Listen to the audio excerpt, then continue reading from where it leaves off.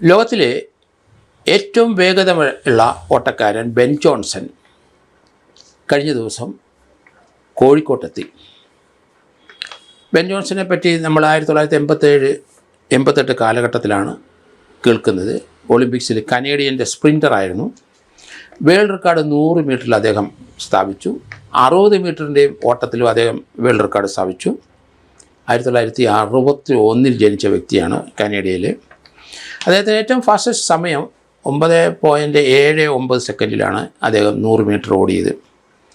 അതിനുശേഷം അദ്ദേഹത്തിൻ്റെ record break ചെയ്തു. അത് ഉസൈൻ ബോൾട്ടാണ്. അദ്ദേഹം 9.69 സെക്കൻഡിൽ 100 മീറ്ററിൽ 2008 ഓടി. പിന്നീട് 9.58 2009 വേൾഡ് റെക്കോർഡ് ഇട്ടു. അത് ബ്രേക്ക് ചെയ്യാൻ പിന്നീട് ആർക്കും കഴിഞ്ഞിട്ടില്ല. ബെൻ ജോൺസനെ അന്ന് മുതൽ ലോകം മുഴുവൻ ഉറ്റുനോക്കുന്ന വ്യക്തിയാണ്. 88 സിയോൾ ഒളിമ്പിക്സിലാണ് അദ്ദേഹത്തിന് 88 ഉത്തേജക മരുന്ന് സിയോൾ ഒളിമ്പിക്സിൽ രണ്ടാമത് അദ്ദേഹം ഉത്തേജക മരുന്ന് കഴിച്ചിരുന്നു എന്ന് കണ്ടെത്തി. അദ്ദേഹത്തിന് നാണക്കേടും മാനക്കേടും ഉണ്ടായി.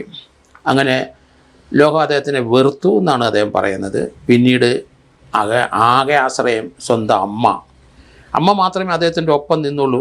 ബെൻ ജോൺസൻ്റെ അമ്മ ഒഴിച്ച് വേറെ ആരും അദ്ദേഹത്തിൻ്റെ ഈ വലിയ ദുഃഖത്തിൽ പങ്കുചേർന്നില്ല എന്നാണ് പറയുന്നത്. അദ്ദേഹം കോഴിക്കോട് വന്നപ്പം മലയാളികൾ അദ്ദേഹത്തിനെ സ്വീകരിച്ചു. കാരണം മലയാളികൾ പൊതുവെ സ്പോർട്സുകാരെ സ്നേഹിക്കുന്നവരാണ്. ബെൻ ജോൺസൺ ഒരു ഓട്ടോയിൽ കയറിയിരിക്കുന്നതാണ് നമ്മൾ കണ്ടത്. ഓട്ടോയിൽ സഞ്ചരിക്കുമ്പം അദ്ദേഹം പറയുന്നു, അദ്ദേഹം ഇത്ര വലിയ ലോകം ആരാധിക്കുന്ന ഒരു വ്യക്തിയാണെങ്കിലും ഒരു സാധാരണക്കാർ പോലെ ഒരു പാൻറ്റും ഷർട്ടും ഇട്ട് ഒരു ഓട്ടോയിൽ സഞ്ചരിച്ച് കോഴിക്കോട് നഗരം മുഴുവൻ കാണുകയാണ് അദ്ദേഹം. അദ്ദേഹത്തിനെ ചില പത്രക്കാർ കണ്ട് അദ്ദേഹത്തിൻ്റെ ഒരു ഫോട്ടോ എടുത്ത്, അതുകൊണ്ടാണ് അത് പത്രത്തിൽ വരികയും ചെയ്തു. നമ്മൾ ശ്രദ്ധിക്കുന്നു അങ്ങനെയാണ്. നമ്മളൊക്കെ ചെറുപ്പകാലത്തിൽ ബെൻ ജോൺസൻ്റെ റെക്കോർഡ് എൻ്റെ സമയങ്ങളൊക്കെ പഠിച്ചു വയ്ക്കുക. അങ്ങനെ ബെൻ ജോൺസനെയൊക്കെ നമ്മളെല്ലാം വളരെ കൗതുകത്തോടെ നോക്കുന്ന ഒരു വ്യക്തിയാണ്. പക്ഷേ അദ്ദേഹം ആ ഓട്ടോറിക്ഷ ആയിരുന്നു 1-2 കാര്യങ്ങൾ പറഞ്ഞു. നമ്മൾ പണമായിട്ടൊന്നും വരുന്നു, ഇങ്ങനെ ഓട്ടോറിക്ഷ സഞ്ചരിക്കുന്നത് കണ്ട് ചോദിച്ചപ്പം നമ്മൾ പണമൊന്നും അല്ലാതെയല്ലേ ജനിക്കുന്നത്, പിന്നെ അതൊന്നും ഇല്ലാതെയല്ലേ മടങ്ങിപ്പോകുന്നത്. അതുകൊണ്ട് അദ്ദേഹം വലിയ ബെൻസ് കാറിലൊന്നും അല്ല സഞ്ചരിച്ച് വെറും ഓട്ടോറിക്ഷയിൽ കയറി അദ്ദേഹം കോഴിക്കോട് നഗരമെല്ലാം കണ്ടു. മലയാളികളോടെല്ലാം സൗഹൃദം പുലർത്തി. അദ്ദേഹം പറയുന്നത് ലോകത്തിലെ ഏറ്റവും മനോഹരമായ ഒരു സ്ഥലത്താണ് ഞാൻ വന്നിരിക്കുന്നതെന്ന്. അദ്ദേഹം മലയാളക്കാരെ അതുപോലെ ഇഷ്ടപ്പെട്ടു. ഇവിടുത്തെ പച്ചപ്പ്, ഇവിടുത്തെ ആൾക്കാരുടെ പെരുമാറ്റവും സ്പോർട്സുകാരോടുള്ള ആദരവും ഒക്കെ അദ്ദേഹത്തിനെ വളരെയധികം സ്പർശിച്ചു. മലയാളികളുടെ ആ സ്നേഹവും ബഹുമാനവും. ബെൻ ജോൺസനാന്ന് പറഞ്ഞപ്പോൾ ആളുകൂടി.